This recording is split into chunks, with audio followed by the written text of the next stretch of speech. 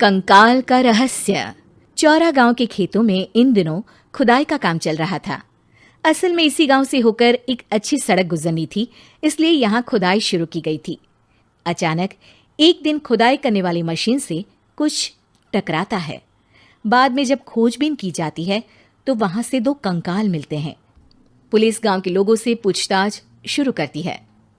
आप लोगों को क्या लगता है ये किसके कंकाल हो सकते हैं?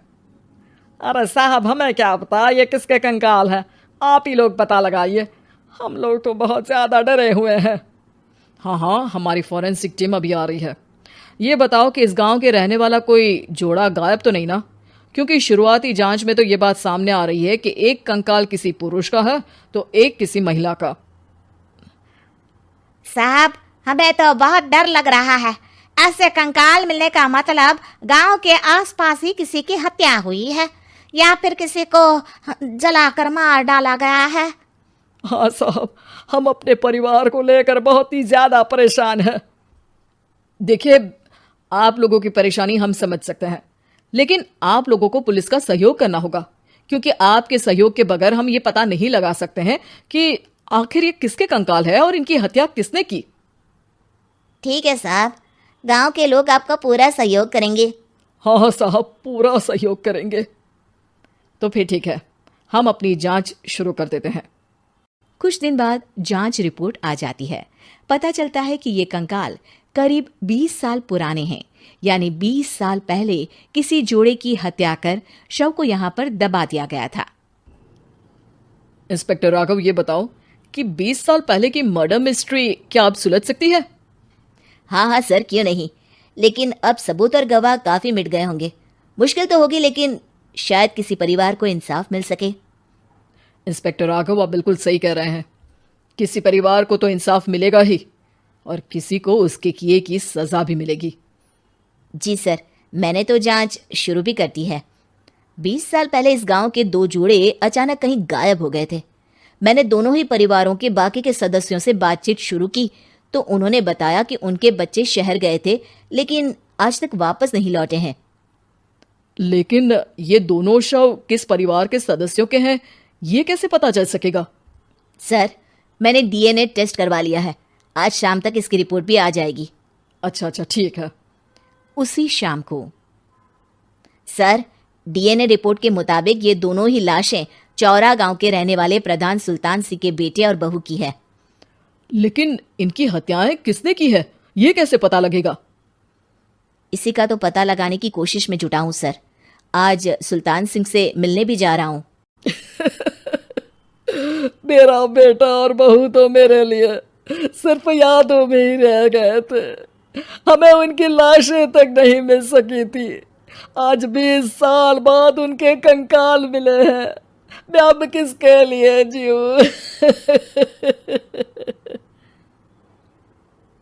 लेकिन सर, क्या आपकी किसी से कोई दुश्मनी थी?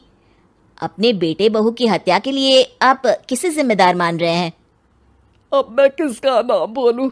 मेरी तो किसी से दुश्मनी नहीं थी, बस मेरे बेटे बहू को कोई वापस ला पाता।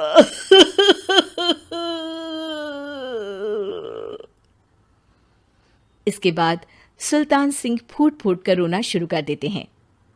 सर, अब आप इनका अंतिम संस्कार करवा सकते हैं। कम से कम इनका शरीर ना सही, इनका कंकाल तो आपको मिला है। लेकिन हाँ, अगर आपको कुछ भी याद आए तो जरूर बताइएगा।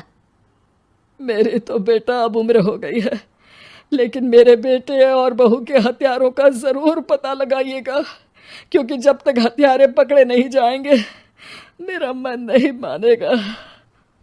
सर, हमारी पूरी कोशिश रहेगी हत्यारे को पकड़ने की। लेकिन एक बात बताइए, उस वक्त आपको किस पर शक गया था?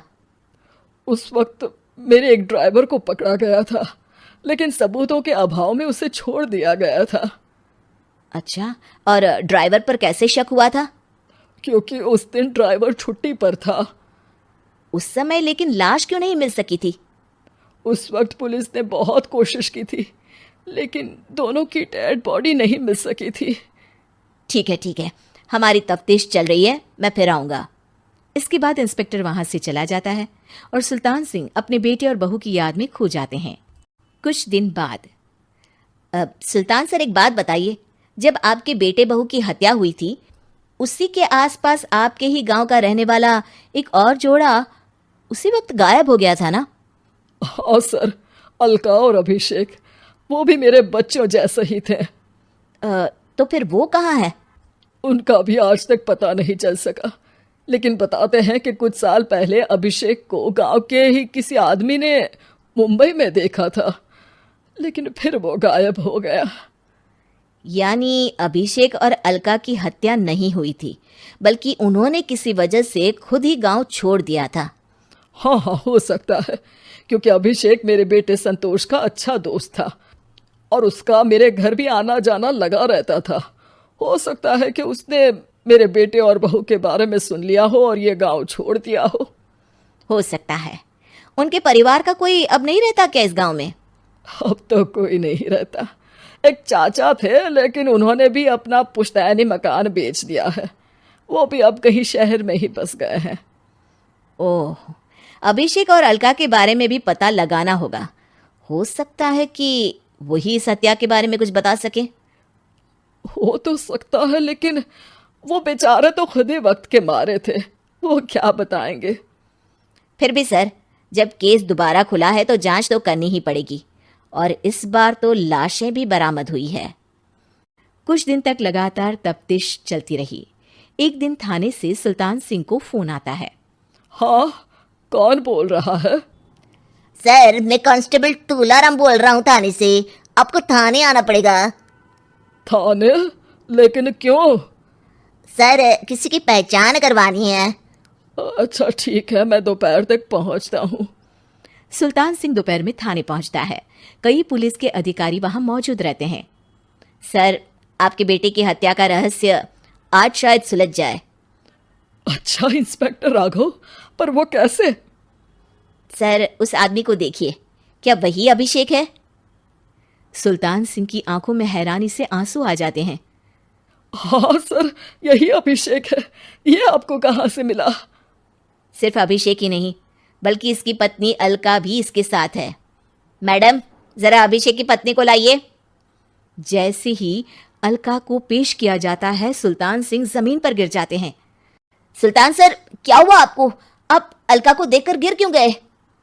सुल्तान सिंह सर पकड़कर बैठ जाते हैं। ये अलका नहीं, बल्कि ये तो मेरी बहू रितु है। पूरा थाना एक दूसरे का मुंह देखने लगता है। क्या? इसके बाद हर किसी को दो कंकाल और हत्या का रहस्य समझ में आ गया। अभिषेक और रितु ने मिलकर संतोष और अलका की हत्या की थी और लाश को जमीन के नीचे दबा दिया था। आज 20 साल बाद इस हत्या का रहस्य खुल सका था कि अवैध प्रेम संबंध में 2 मासूमों की जान गई थी। Please subscribe.